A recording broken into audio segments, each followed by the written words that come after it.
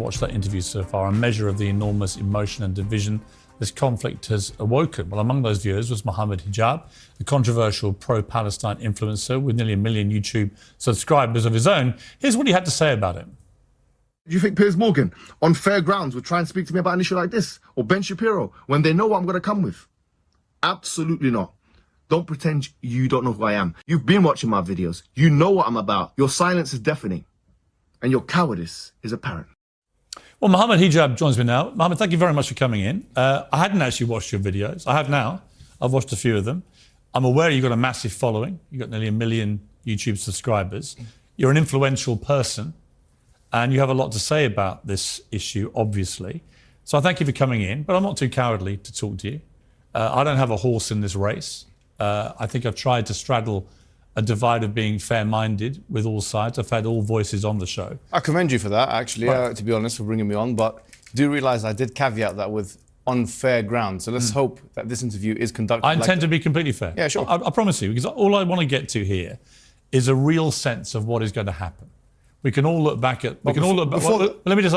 We can all look back. Before that, Piers, Yeah. sorry, if you want to say fair grounds, you introduced me as a Palestinian controversial. I actually corrected myself. Right, so I said pro-Palestinian. I meant to say pro-Palestinian. so why did the word controversial come into play? I think you're controversial. So are you. Yeah, I wouldn't have. So is the ambassador. Why didn't you introduce her in that manner? I'm happy to say that to many people, her views would be controversial. So why didn't you introduce me as the Oxford graduate?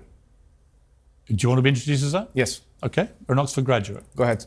Okay, no problem. You can be introduced as anything you like, frankly. It makes no difference to the debate. Let me ask you this. Where were you when you heard about what happened on October the 7th? I was at home. What was your reaction when you heard? I was actually very sickened by it. And this is something I do want to put on the table because I think it's fair for people to know this. In our religion, we do not believe, okay, as a Muslim, I am a Muslim, and I do not believe in the killing of any man, woman, or children, non-combatants. That is not despite the religious teachings. That is because of the religious teachings. So in terms of condemning Hamas and just jumping straight into it, I condemn not only Hamas, but any other entity, okay, wherein it's proven that this has been done, that the killing of combatants has been done. Therein, I condemn any party that does it. Any party that kills people or strikes at people where it's more probable than not that it will hit a civilian target, I condemn them. And that's why I condemn the IDF. Because when they strike, they know that it's more probably than not going to hit civilian targets. They know that the majority of civilians, or the majority of people that are going to be affected, are civilians. We know that from the various operations that have been conducted. We know that because now in Gaza you find that there is a blockade, as you know, for 17 years, but also they're stopping them from electricity, water, which is a war crime under Geneva 4 of the Geneva Convention, Protocol 4 of the Geneva Convention. So this is something I'm surprised you didn't actually mention to the ambassador. But I did mention it. You didn't say it's a war crime. Well, I think it's an arguable point whether it's a war crime. Okay, let me ask you now then. They are saying, Israel, at the moment, Israel is adamant they are not breaching war crimes, right? It will be determined. But if we could, well, it will be determined whether that's the case. No, sorry. What is it? That's incorrect. Mohammed, let me make a point to you back on that. I think surely we can agree that what happened on October the 7th was a war crime. I mean, when people are taking grandmothers and executing them, kidnapping young children, when they're killing babies in their cribs, we can agree that's war crime, right? Okay, babies. Can we? Surely, of course, 100%. Right. But babies in the crib. Sorry, what was the evidence for that? You don't believe that happened? Sorry, CNN, the White House, Sky News, which you work for, all say. I don't work for Sky News. Well, your thing. I did work at CNN. I saw one reporter who retracted it because she wasn't sure about the source. It's unconfirmed by the White House. But then the Daily Telegraph and the Jerusalem Post and other sources then did publish pictures, CNN, which indisputably show babies have been killed. No, it showed one baby who's been charred, and that picture has been put up on Twitter and has been refuted by many people saying that it's actually AI. That's completely untrue. That is true. What's your source? Mohammed, there's been a thorough investigation into the claim that was put up there by some rogue person on Twitter that it was AI. It has been completely disproven. Okay, let me ask you a question. That picture, which was published on the Telegraph, is a genuine, legitimate picture. What is your source? Are you seriously arguing that babies weren't killed? No, I didn't say that. Well, what are you saying? I'm saying, give me a source. Yeah. You know full well you've been fired from the Daily Mirror for fake images. So you know full well about the I didn't accept they were faked. Exactly. The UK government did. Yeah, they did. Aha. Because the UK government, just to be clear, Sure. had waged, in my view, an illegal war in Iraq. So you're allowed to go against the government, hang on. and I'm not allowed to go against the Israeli government. Of course you're allowed to. So tell me now, what's the You source? seem to be making a lot of presumptions about me, Mohammed. Yes, because you had softball questions I was for the your editor. ambassador of a great No, friend. they weren't. I put all the questions to the ambassador. I was the editor of the Daily Mirror when we opposed the Iraq war on the grounds that I believed it was an illegal war. Yeah. I still believe that to this day. I think it stained this country. Fantastic. I don't think you even knew that. I did know that. Right. But that's not the point I was making. I was making the point that if you're allowed to go against a government in their classification of an image, then if you have pro-Palestinian activists who are saying, actually, we need to see a source, shouldn't they be entitled to that? The Daily Telegraph published on page 3. Should they be entitled to that, yes or no? You're talking about, the Daily Telegraph said they had independently verified the picture, Mohammed. No, excuse me. If you're saying that their verification is wrong... No, excuse me. Primary source in academia... I know you've done a journalism degree, which is, frankly, it's not relevant to what we're talking about here anyway. Probably is to journalism, yeah. No, it's not to this conflict. But we academics require primary source evidence in order to make it. The Daily Telegraph said. The Daily Telegraph said they verified the picture. That's a secondary source. You may say that's a secondary source. You may say that's a secondary source. Well, you may say you don't think it's genuine. I don't agree with you. But the wider point. That was my point. I said I want a source. I just want to see the evidence. I know what we're arguing about here. You're not contesting that babies were killed. No, I'm saying I want to see the evidence. So why are you picking on the semantics of the veracity of one picture, which has been verified by British journalists? Why are you picking on that? British journalists are some not an example authority. that somehow this wasn't as bad as it seems. British journalists are not an academic authority. You know that full well. You've been fired from Daily Mirror for that very purpose. What I'm saying to you is this: putting this issue to the side, I think you're trying to use it as a red herring to move away from the bigger issues. What red herring? This is a red herring because already 1,023 children have been killed in Gaza.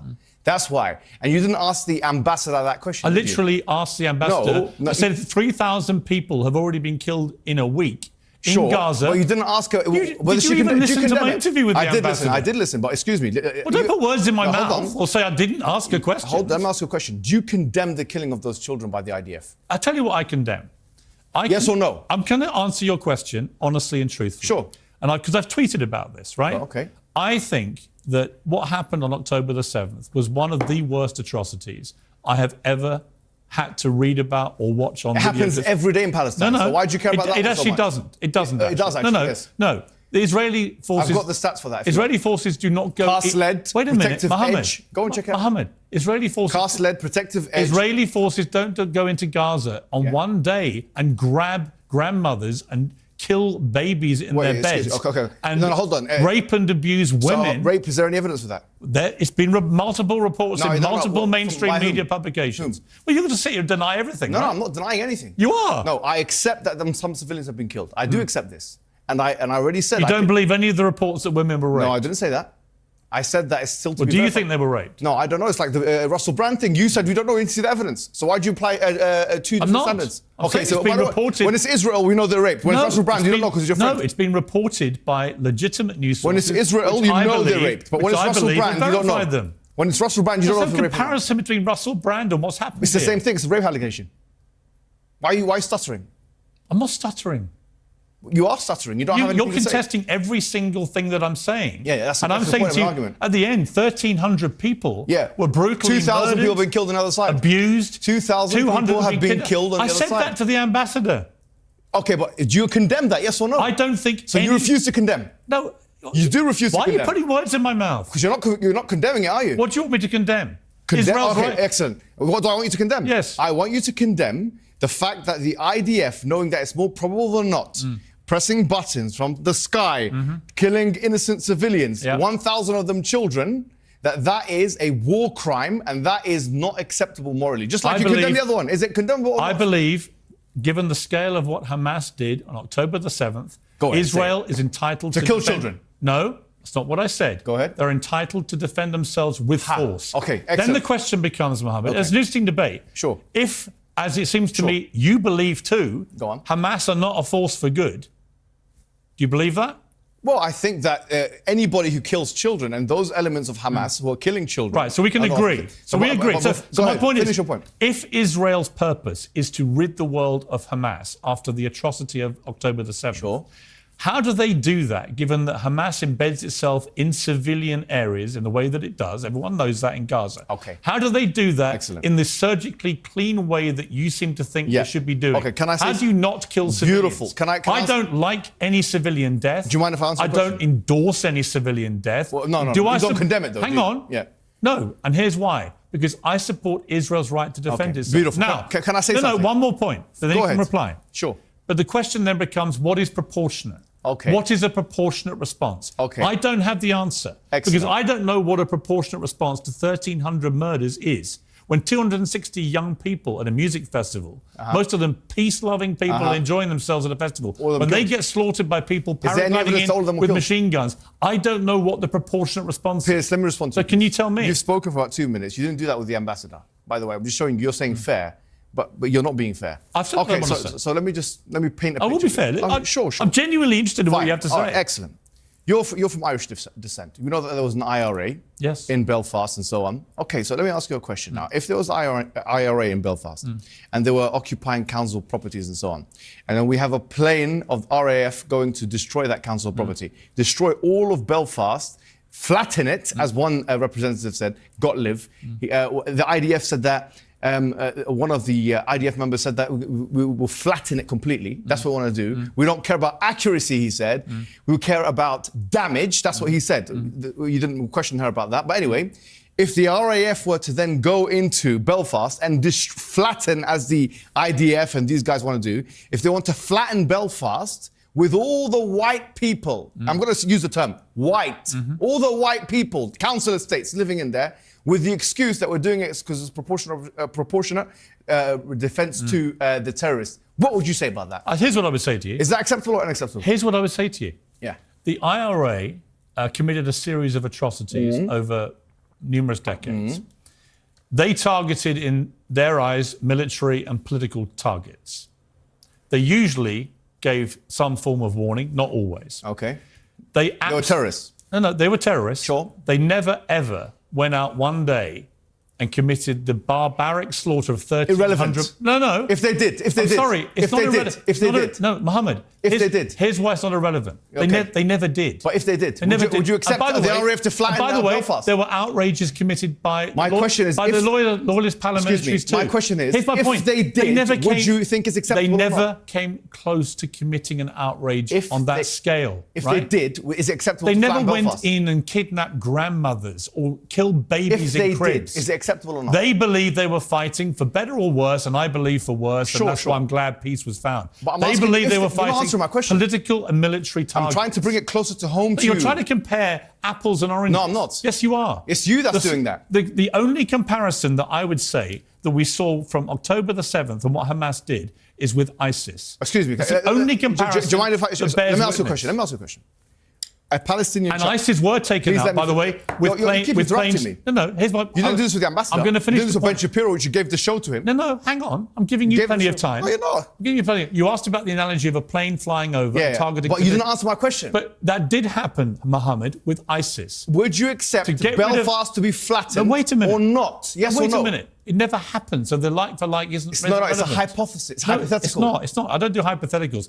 You don't do hypotheticals? No, let's deal with reality. Okay, let's deal with reality. Mohammed, let me finish. Then you can answer. So you don't want to answer the question? No. Here's the reality. British public can see this. Here's the reality, right?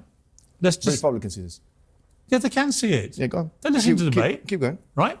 For what it's worth, I think it's a good debate to have. Right? These are questions many people on the pro-Palestinian side are having. I get it. Right? But you're trying to compare what happened on October the 7th with the IRA. No, I'm not. I used the hypothetical wait a minute, Mohammed. question. I'm comparing it to ISIS. And the way that the world in the end dealt with ISIS actually was to use airstrikes. And many civilians were killed. There's a huge difference many innocent people died. They're not. You don't understand it because you have no idea of the religious... What's the difference between what happened on October the 7th and ISIS? The difference between the Palestinian resistance is the following, okay? Any kind of thing which has Palestinian resistance attached to it, and ISIS, which is a brand of tekfirism, okay, is that ISIS is just one of many brands of tekfirism, which you don't know what it is, which is a kind of excommunication type heresiological Islamic sect, okay? So if there's it's nihilistic mass murder. That's all they care about. Listen, I know what you're saying, but I'm saying something else. You agree with me, don't you? I do, but of course I do, but you're not understanding what I'm saying, so I'm trying to break it down. I am understanding what you're saying. What I'm saying is that anything... And I'm not anti-Palestinian, by the way. Sure, Piers, but... Over the many years, if you bothered to check what I said about it, I have always tried to shine a light Piers, on the plight of the Palestinians. Allow me to speak, please, because you're just talking over me. The difference between the two are the following, right? Even if we assume that the killing of combatants in most definitions of terrorism is something which brings someone to be a terrorist, okay? I would say that if that is the case, then the state of Israel breaks that threshold and meets that condition. Because why is Israel not a state terrorist? If their highest officials are admitting that we want damage and not accuracy. Answer me this question. Why is the state of Israel, who are illegally occupying Gaza and the West Bank according to international law, and even the ICJ said that, okay, which is, as you know, an organ of the UN, all right? So this is international law. They're occupying, they're seizing, they're bombarding, they're indiscriminately killing, and they're blocking the supply lines. They're using white phosphorus. They're doing what you call mowing the grass, which is every few years, they're killing the Palestinian people. I want to understand what differentiates an Israeli in the sky pressing a button, killing the civilians, from somebody in any terrorist organization shooting the people. What differentiates it? Israel will say it has a right to defend itself. So will the terrorists? Right? That's what Osama bin Laden said. And they will. That's exactly Osama bin Laden's argument. No, it's not though. Yes, Hamas, it is. I read his fatwas. Hamas aren't defending themselves. Bin Laden wasn't defending himself. Define defense. Bin Laden was trying to kill as many of the enemy as possible. Let me ask you a question. How could it be that an occupier is defending itself in the first place? The notion that Israel is defending itself is as absurd as the notion that the rapist is defending itself from the victim. Because Israel is the occupier. You haven't asked me. Hold on. Excuse me, let me finish. Just let me finish. An occupier by international law definition means that they are already in an offensive posture. If they're in an offensive posture, if someone brings you to Piers Morgan, grabs you by the thing, throws you into your bathroom, you're in your bathroom, you're screaming and they're eating food, having a good time. One day you come out of your bathroom, you try and fight one of them, who's defending who from who? Mohammed, how can you self-defend when you're occupying? Answer me this question. Let me speak now. No, but answer the question. Let me speak. Answer the question first. Fine, I'm going to speak. Yeah.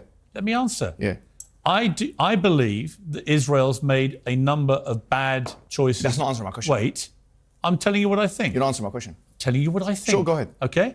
I don't think Israel's been perfect at all, right? You should have had the moral high ground. I think a lot of the decisions Israel's taken are wrong. I think Benjamin Netanyahu, by the way, his attempts to usurp the power of the Supreme Court this year in Israel has been a complete disaster. Do you condemn them from killing civilians or not? I do not. I will defend them this week. Yes or no? Wait. Yes or no? I will defend them this week in defending themselves against one of the worst terror attacks ever. So you can kill civilians for that? You can target Hamas. Can you target? No, hold on. And if Hamas, the controlling, governing, ruling body in Gaza, hide amongst the public, this is a false. Members of the public will die. You're talking about fallacies. This is called the Moat and Bailey fallacy, which is that you're trying to defend one controversial idea by using another. It's Moat and Bailey fallacy. You can check it up on your own time. The point is this. I'm not asking you whether Israel has a right to defend itself. We've already said of the logical and legal impossibility. The logical and legal impossibility of an occupying power, according to international law, of actually defending itself because it's already... Let me finish. It's already in an offensive posture. Now, I'm saying this. If it is the case, you're just saying it's defending itself against Hamas. Is the only way to defend itself against Hamas by dropping bombs in the most densely populated area, one of the most densely populated areas in the world? Is that the only way? It's a false dichotomy. You're creating a false dichotomy. They can do surgery. They can do insurrection. They can go in and they can target. We're going to take Hamas. a short break. I'm going to keep you here. I want to finish this. I want to give you the time. I think it's an important debate, an important conversation. Sure. But you have to answer my questions. I will. We'll come back. Yeah, but actually, you have to answer mine. It's my show. Actually, I can answer for the record. You can ask me as many questions as you want, but I'll tell you what I think. I've answered all your questions. We're going to take a short break. We're going to come back and we're going to finish with a few more minutes. Okay.